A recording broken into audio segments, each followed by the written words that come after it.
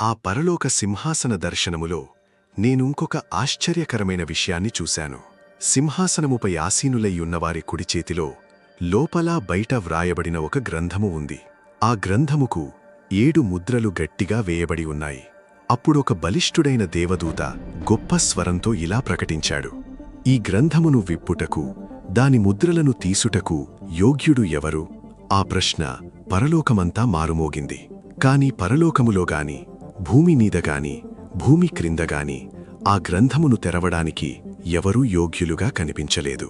అది చూసి నేను బహుగా ఏడవడం ప్రారంభించాను.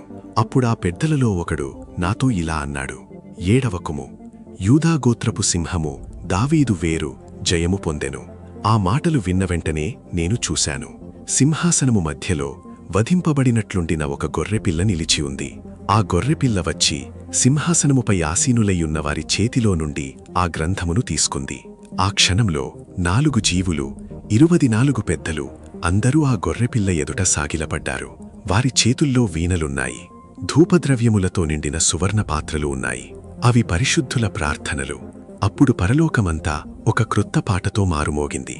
వధింపబడిన గొర్రెపిల్ల శక్తి, ఐశ్వర్యము, జ్ఞానము, బలము, మహిమ, ఘనత పొందుటకు అర్హుడు.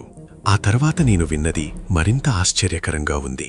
పరలోకములో, భూమి మీద, సముద్రములో ప్రతి సృష్టి ఒకటే చెబుతోంది: సింహాసనాసీనుడైన వారికిని, గొర్రెపిల్లకును స్తుతి, ఘనత, మహిమ, ప్రభావము యుగయుగములు కలుగునుగాక.